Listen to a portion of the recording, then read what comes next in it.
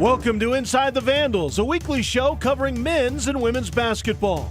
Inside the Vandals is brought to you by the School of Journalism and Mass Media and by the Coeur d'Alene Casino, Hotel, Spa, and Resort. Welcome to Inside the Vandals, brought to you by the Coeur d'Alene Casino, Hotel, and Resort. I'm Zach Kellogg. And I'm Braden Kane. Another historic week for the women's basketball team. They extend their win streak to 6. Michaela Friends now owns a very high-honored record. We'll get to more of that a little bit later. Braden, the men's basketball team were on the road. How'd that turn out for them? That's right, Zach. The men traveled to the state of Montana this past week, playing Montana State and Montana. I had the chance to sit down with Coach Don Verlin earlier this week to discuss those games, as well as look ahead to tonight's matchup with Northern Colorado. Joined by head coach Don Verlin. Coach, how are we doing today? Good, thank you. So I think every week now I'm going to start off these interviews with a player review question. So this week I'll ask you about Trayvon. What are your comments on him throughout the season and how he's been playing? Well, Trayvon's obviously had a very good junior year, especially from an offensive standpoint.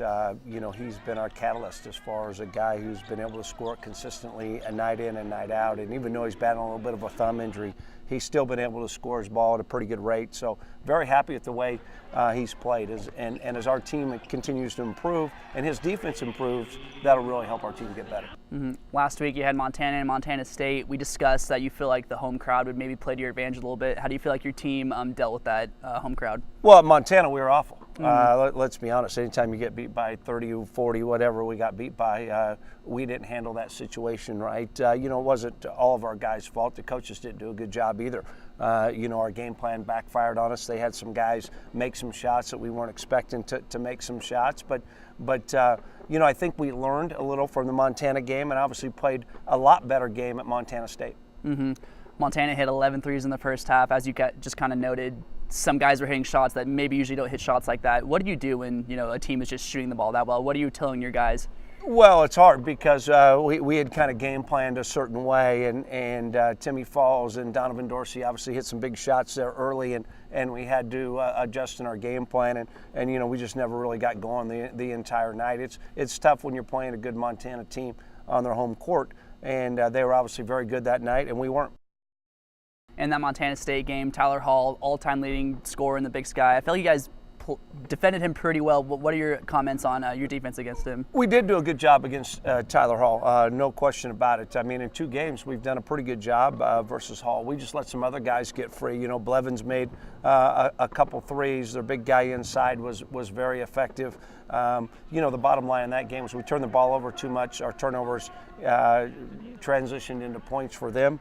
We didn't rebound the ball well enough offensively. We played probably one of our better games all year. We just didn't sustain our defensive intensity long enough in that basketball game. Mm-hmm. You got Northern Colorado coming up this Thursday at home. If there's any game that's kind of been an indicator for you guys that you can play with any team in this conference, it was Northern Colorado in your first matchup, lost in overtime. What were some of the things you guys did really well in that game to take you into an overtime game against a team like that? Yeah, we competed really hard and played really hard. It was the 4th game in 7 days in that stretch, and I was really proud of how hard our guys competed. They obviously got a very good basketball team. They're very scrappy. They win a lot of 50-50 balls. What we've got to do is match or exceed their level of how hard they play, and that's going to be the key to the basketball game on Thursday night. I know every game players want to win. I know you want to win every game. But when you're coming into a game playing the top team in the conference, do you feel like your team almost gets a little more motivated, kind of having that underdog edge, saying, hey, let's knock these guys off the top spot right now? They're not expecting it. Well, you use every angle of motivation you possibly can, and obviously they're one of the better teams in the league along with Montana. We'll use that, but we're really focusing in on is we got to get ready to play every basketball game because every game's important to us as we head towards the end of the season. Well, that's all the questions I have for you this week, Coach. Once again, thank you for joining us on the show. Thank you. And Braden, as you kind of talked with Coach Verlin, hard to take positives away from big losses like that. But he knows as a young team, they're going to try and right the ship and maybe try and pick up another win against Eastern Washington this season. That would be huge if they could get a win on the road in Cheney. But up next, a Vandal walk-on who's made a big impact on the court coming from last season to this season, Micah Hamilton with the story. Balancing school and sports has always been a reality for student athletes on all levels. Some athletes get the opportunity to have their college education paid for by earning a scholarship for their athletic talent, but not all of them. That's where the walk-on athlete comes into play. paying for their own education while still dedicating themselves to the hectic schedule of a collegiate athlete, all for the love of the game. Senior year hit, I was kind of like feeling low about all the recruiting process. You know, people weren't trying to pick me up, and so I kind of just told myself, you know what, if I don't get an offer somewhere like a Division I school, I'm just gonna go to school and be a student. Chance wasn't heavily recruited in high school by Division I programs, but that didn't kill his motivation and strive to play at the next level. I didn't really get started recruited until junior year, just from like small local schools, community college schools.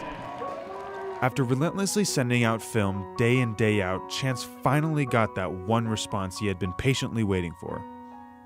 Then my senior year, I sent in a film here to the University of Idaho, and Coach Murphy actually responded with an email saying, you know, they have a walk-on spot. You know, this is only a Division I school that is kind of offered me to come play, and so I just took it, just ran with it. For Chance, reaching his dream of playing Division I basketball was a major achievement. Chance knew that his first couple years on the team wouldn't be easy, and it would come with many challenges along the way. Regardless of seeing playing time or not, Chance found any way possible to improve his own game and be a contribution to his team. So basically my first 2 years here, I just took it in as more of a learning experience, because I knew where my level, my talent level was at, and I knew I needed to put in more work than other guys. Kind of took that role as being more of a team guy. Whatever the team needed, I was there to do whatever. It's athletes like Chance Garvin who shine a light on the underestimated walk-on athlete, exemplifying traits of courage, relentlessness, and determination throughout the entire process. A message I would say to any person trying to walk on is just go for it. You never know what's going to happen. You know, your life can change, really. I mean, you really have nothing to lose, I guess I should say. So I mean, just go for it. When you're in the zone at Coeur d'Alene Casino on February 23rd, everything is going your way. You're one of 40 people winning a share of $10,000 extra play cash or $40,000 cold hard cash. And you're earning entries by playing with your Core Rewards card right now, because $50,000 are waiting in the zone. And you came to win. Only at Coeur d'Alene Casino. See Core Rewards booth for details. Welcome back to Inside the Vandals, brought to you by the Coeur d'Alene Casino Hotel and Resort. Well, Zach, it's always really cool to see a successful walk-on story like Chance's, only playing in 7 games last year, playing in 18 this year before the injury, and starting in 4 of those. Really shows that hard work pays off. Yeah, like you said, a really cool story like that. But now transitioning to the women's team, they extended their win streak to 6 on the road last week. Michaela Friends reached a historic mark. I actually had the chance to sit down with head coach John Newey to discuss Michaela's accomplishment along with their tough road test against Northern Colorado and Eastern Washington. And now joined by head coach John Newey. Coach Newey, thank you for joining us again. All right, good to be here. And we have to talk about Michaela Friends to get things started here. Now the all-time leading scorer for men's and women's basketball here at the University of Idaho. What does that mean for her to get this amazing accomplishment? I mean, and that's what it is. It's amazing. It's awesome. You can use any word you want, but it's an unbelievable accomplishment to score as many points as she has. She's been so consistent for 4 years, but all of her hard work and everything she did before she got here, and then the work she's put in since she's been part of our program, it's just been amazing to watch her development and her growth as a basketball player. And this was not the only record you guys broke this weekend. Against Montana State, 19 threes in a game, another school record that has been broken. You've been kind of eyeing that record through this season. Yeah. What does it mean to finally break through and now have a new record in your... Well, I'm glad to get 19. I'm greedy. I wanted 20. That's my goal. I keep waiting for us to get 20, and we've come close on a few occasions. So, getting 19 was nice. I mean, shooting as efficiently as we did from 3, 19 for 38, 50%. It's not going to get any better than that. So I was really happy with our ball movement and our unselfish play. All right, now first at the Montana game, you guys have been really improving your free throw shooting so far this season. That really showed in the Montana game. Has that really been a focal point in practice, improving your shot from the line? Well, I think everybody's taken a lot of them in practice when they can, and at the end of practice, we end every practice with everybody shooting free throws, and if they miss, then everybody has to run. So we're putting the pressure on them then. I'm glad to see the focus coming along at the line. And then in the Montana game, once again, that was kind of a revenge game. Did it feel really nice to hear on Cowan get that convincing win over them? It did. We certainly owed them. I don't think we played our best basketball defensively in Missoula, and I thought we really brought that to the game here. Offensively, it was kind of the same. You know, we knew we could score points on those guys, but holding down the post players was a huge thing for us, and our guys did a great job. And now transitioning to Montana State, you guys really had a convincing win over them, really played well on the defensive end. How does it feel that you guys are now hitting your stride? You guys have always been really good on offense, but now defensively, you guys are really starting to hold these opponents. Yeah, I think this weekend was our best defensive performances back-to-back that we've had. I thought we really bought into the game plan, did a great job on Montana State, taking away their three-point shooters, getting inside, getting on the glass, stopping the transition game, which was a big key for us. You guys have also been doing a really good job on the boards, out-rebound them 44-31. Has that also been kind of a focal point in practice, is making sure you guys win the battle of the boards? Absolutely. That's always our number one key going into games. We got to be able to rebound the basketball. We're not a huge team, but we have to, like I say, we have to gang rebound. And, I thought we did that this weekend. And this past weekend, Allison Kirby, she's been out with an injury for some time. She made her first appearance. She looked very confident, very good on the floor. How does it feel to finally see her back? Well, it's nice. She's so solid, started every game for us last year, at point guard, and now has a different role for us this year. To have her back is nice because she knows our system, knows what I want, defensively, offensively. She can play multiple spots, so she's coming back at a great time. And now you guys are heading back on the road against Northern Colorado. They were the top team in the Big Sky. Now you guys have overtaken that spot. Will this be one of the biggest games of the year in terms of seeding down the road for the tournament? Oh, absolutely. I think every game now down the stretch is going to be the biggest game of the year as they come up. And, I did literally tell our team, it is one game at a time. I know that's a cliche saying, but it really is at this point.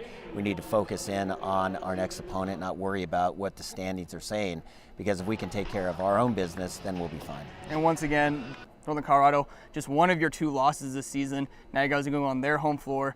Once again, is this more of a revenge game, and how much of a factor will it be going on the road this time? Well, we'll see. We've played well there the last couple times. They have an unbelievable player in Savannah Smith. I mean, she is something else and extremely hard to guard, runs their show. We're just going to have to bring that same team defense to Greeley. All right, Coach Newley, thank you for joining us once again, and best of luck to you guys on the road this week. All right, thanks. And now to take a closer look at Michaela Ferenz and her historic mark she met. We ask that you please direct your attention to center court as we recognize a member of the Vandal women's basketball team on reaching an historic career milestone. Senior guard Michaela Ferenz became the all-time leading scorer in Idaho basketball history. I felt like I was close. I wasn't really keeping track, but I could kind of sense it, and then I knew I'd gotten it when I was running back, and Taylor was freaking out. She's, "Oh my God, you did it!" And I was like, "Oh, that was it." And as soon as I stepped on campus, Coach was like, "You're shooting the ball a ton." And I mean, I've gotten yelled at numerous times my freshman year to shoot it. And so I think just kind of their confidence in me, and then they spent a lot of time developing me and Taylor together. And so it's kind of nice. And I mean, I've gotten so much better just because I have to play against Taylor every day. I mean, the records are really cool and stuff, but I think just building a culture, I mean, this year's really special. I think we're just so close as a team, and same with last year's team. And I think Taylor and I really just want to leave a legacy and a culture that kind of builds throughout the years of just being a close, tight-knit team and unselfish. And I think that's kind of what I'll be most proud of, I think.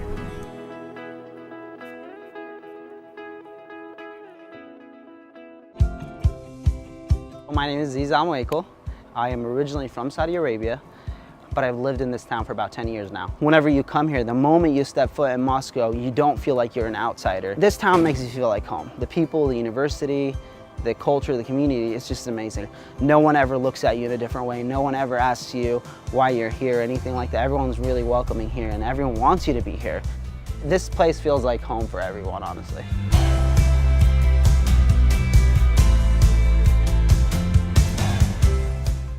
Welcome back to Inside the Vandals, brought to you by the Coeur d'Alene Casino Hotel and Resort. Well, Braden, the women, they're in their home stretch of their season right now. Really got to make every game count to get that #1 seed. Starting off against one of the best teams in the Big Sky of Northern Colorado. This will be a great game. That's right. Let's hope they can finish out the season strong and take that #1 seed going into the tournament. Up next, Idaho versus Northern Colorado right here in Cowan Spectrum. Chris King with the call. For Inside the Vandals, I'm Braden Kane. And I'm Zach Kellogg. And we'll see you guys next time.